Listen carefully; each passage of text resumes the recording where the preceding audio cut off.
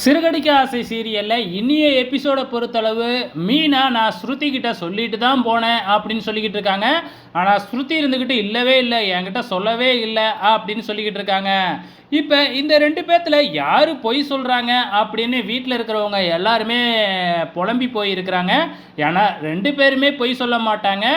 ஆனால் இப்போ என்ன நடக்குது அப்படின்னு பார்த்தீங்கன்னா, நீங்கள் எந்த டைமில் வந்து என்கிட்ட சொன்னீங்க அப்படின்னு சொல்லி கேட்கும் பொழுது நம்ம மீனா வந்து பார்த்தீங்கன்னா விரிவாக டீப்பாக நீங்கள் குளிக்க போகிறதுக்கு முன்னாடி வந்து பார்த்தீங்கன்னா நான் சொன்னேன், அப்போ கூட நீங்கள் சரின்னு சொன்னீங்களே, அதுக்கப்புறம் தான் நானே போனேன் அப்படின்னு சொல்கிறாங்க.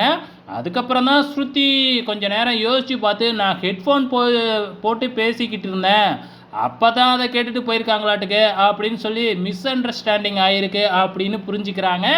ஓகே, இதோட இந்த பிரச்சனை முடிஞ்சிச்சு. இதுக்கப்புறம் நம்ம முத்துவும் மீனாவும் தனியாக மொட்டை மாடியில் போயிட்டு வாங்கிக்கிட்டு வந்த சாப்பாடை வச்சு ரொமான்ஸாக பேசிக்கிட்டு சாப்பிட்டுக்கிட்டு இருக்கிறாங்க.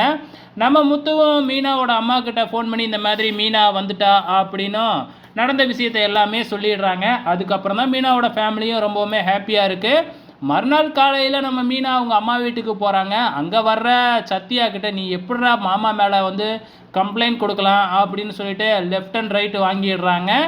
நேராக சத்யா போய் சிட்டிக்கிட்ட தான் நடந்த விஷயத்த எல்லாமே சொல்கிறாப்புல. இந்த முறை நம்ம மேலே தான் தப்பு, இதுக்கப்புறம் நான் எங்கள் அக்கா மாமா விஷயத்தில் தலையிடுறதா இல்லை, முத்து தான் நம்மளை கண்டுக்கலையே, நம்ம எதுக்கு அவங்கள போய் கண்டுக்கணும், இதுக்கப்புறம் நான் அவங்க விஷயத்தில் தலையிடவே மாட்டேன் அப்படின்னு சிட்டிக்கிட்ட சொல்கிறாப்புல. சிட்டி ஒரு மாதிரி பார்க்குறாப்புல. இதுக்கப்புறம் என்ன நடக்க போகுதுன்னு தெரில, வெயிட் பண்ணி பார்க்கலாம்.